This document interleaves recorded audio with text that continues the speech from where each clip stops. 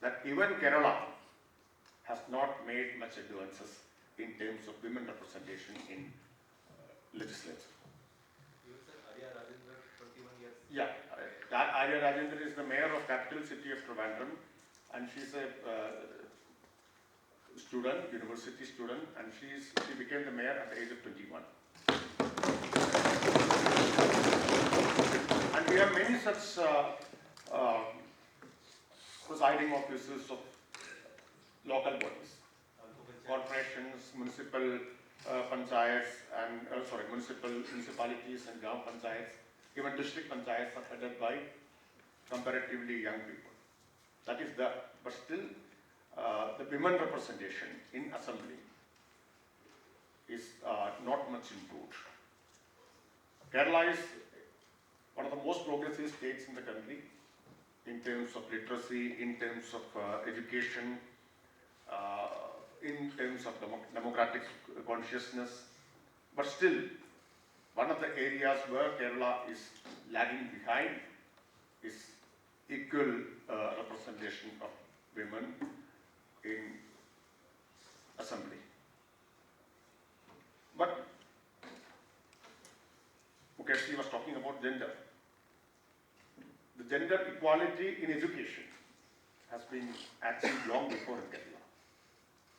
It was achieved in 70s itself. So that is there. And you cannot find much young men in many colleges. Most of them are young girls. And in the field of higher education, universities and professional education, young women, they have advanced in a big way. So there is complete equality, gender equality in the field of education. But still, that is not translated in political participation.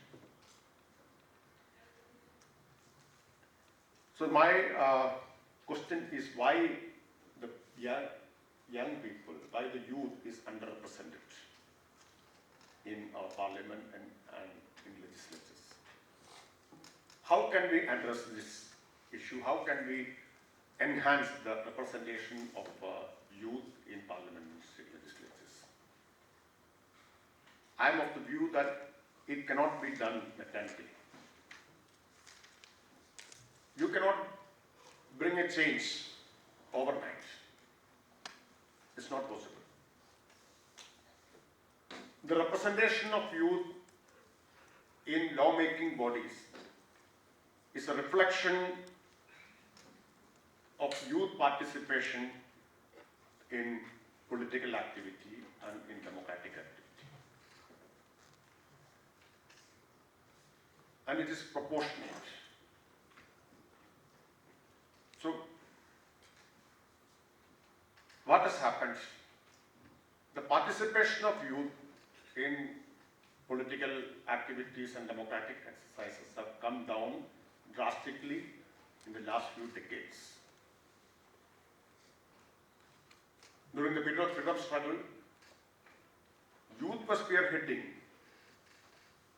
the fight against the British, the anti-colonial struggle. The youth were the driving force. Bhagat Singh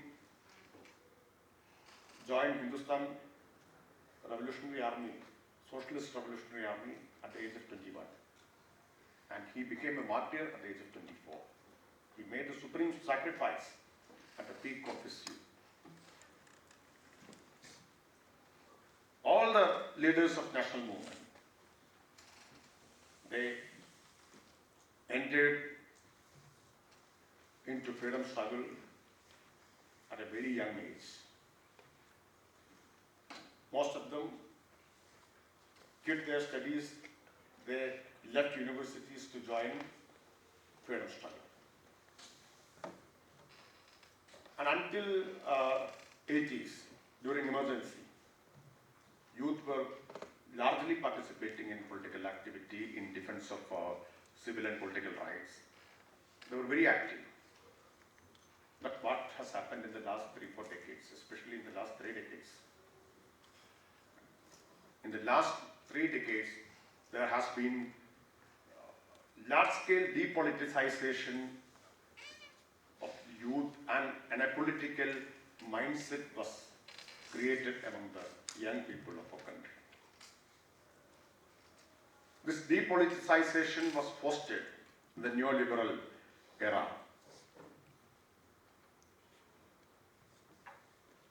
The shift in the global balance of power, the onset of a new world order, the so-called new world order, and the acceleration of the process of globalization, all had created illusions among the youth. This has promoted carrierism, individualism, and consumerism among the youth. Youth were told that the history is going to end. Fukuyama said, end of history, and end of ideology. So there is no point in participating in collective activities for social change, because the history has come to an end. And youth were told to focus on their career, to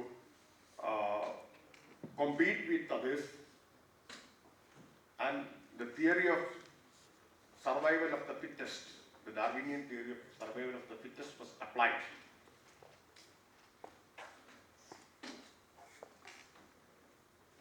So this is why the participation of youth in political activity came down. The youth didn't consider politics as a better career option. So they largely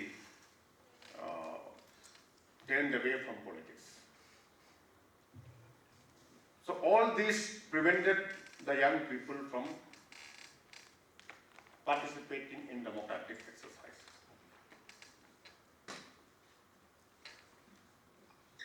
You cannot become a mass leader, or you cannot represent people by direct recruitment or by appointment. You can only become a mass leader, a true representative of people, only by working among them. Direct recruitment, either through this heirship or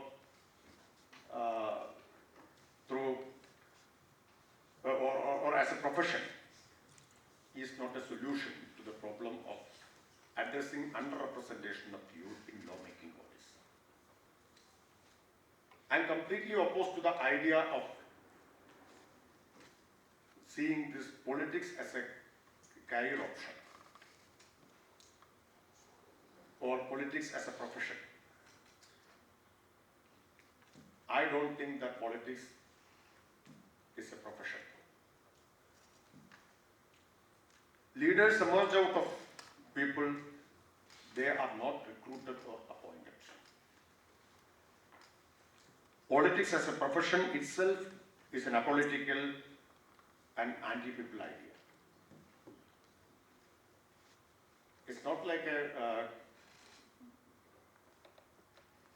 profession in corporate world. Politics means service of people. Whether that is happening today is another question. But politics is a service of people.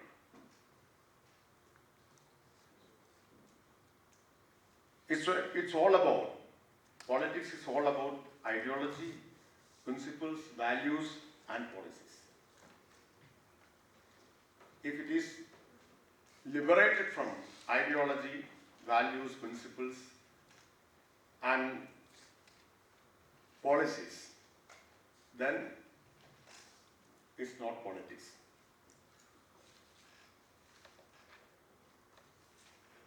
Politics as a profession means there is no ideology, no principles, no values, and no coherent policy to offer. If you consider it as a profession, then you can change it according